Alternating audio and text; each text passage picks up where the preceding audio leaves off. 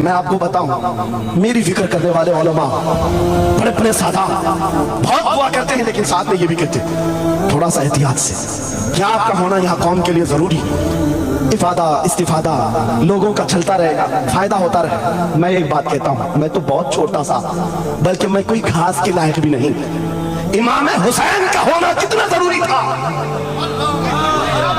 सहाबा इकराम के जमाने में अहले बैत का वो सबसे बड़ा चेहरा इमाम हुसैन का होना जरूरी था कि नहीं था। उस वक्त भी ये कहा था सहाबा ने, मक्का से जब करबला जा रहा था ये काफिला, हाथ जोड़कर कहा था मौला हुसैन मत जाए, आप रसूलुल्लाह की निशानी है, आप मत जाए, आपसे खल्के खुदा को फायदा होगा। मेरे अजीजों, मैं ये बात आज कहता हूँ, हमारी कोई वकात नहीं, हमारी कोई हैसियत नहीं जो ये समझता है अपनी कुटिया बचाने के लिए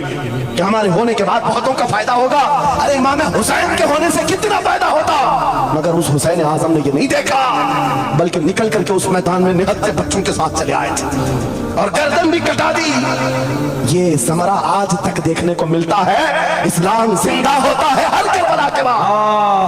सुभान अल्लाह। इमाम हुसैन ने अजीम उस रुखसत पर नहीं अमल किया था, अजीमत का रास्ता इख्तियार किया, चले आए। उस वक्त भी सहाबा ने उनसे कहा था आपका होना बहुत जरूरी है, लेकिन इमाम हुसैन की नजर में ये बात थी रह लेंगे चंद साल, लेकिन लोगों के दिलों में जो नर्वसपन होगा, शरीयत की धज्जियां उड़ती हुई देख करके बड़े बड़े लोग खामोश हैं, तो आइंदा आने वाली नस्लें भी इसी तरह कंप्रोमाइज करती भी चली जाएंगी। मेरे अजीजों, मैं आज खुल करके बताता हूं, मेरी पुष्ट बनाई करने के लिए बड़े बड़े उलमा मौजूद है, एक भी हुकूमत का कुत्ता नहीं है और ना भी जरूरत है। जब कभी पहली मर्तबा मैं तन्हा खड़ा था मुंबई की सरजमीन पर, हुजूर मोइनुल मशाइख मेरे साथ, उस वक्त भी साथ है, आज तक है। और ये भी बात बताऊं, आपका मैं मुफ्ती होऊंगा, लेकिन इनका बाबू, ये हमेशा एक ही बात, ये सारी चीजें मेरे साथ हैं, लेकिन फिर भी मैं खुल करके आपके साथ ये कहता हूं, बच्चे मेरे भी हैं, बीवी खानदान मेरा भी है, लेकिन एक चीज सताती है आज कि अगर आज आप सबकी बातें सुन करके हम भी कहें थोड़ा जी लेंगे, हम भी 10 साल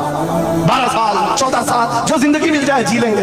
क्योंकि इनको ना बोलेंगे तो छोड़ देंगे, आसानी से रहने देंगे। लेकिन एक नुकसान हम देख रहे हैं, कल को आने वाली नस्लें पूछेंगी, कल को आने वाली नस्लें पूछेंगी, जब नबी की शान में कुत्ते भौंकते थे, हमारे बाप दादा रोटियां सेका करते थे, उनके दिलों में कौन सा ईमान होगा, उनके दिलों में कैसी बुज़दिली आ जाएगी।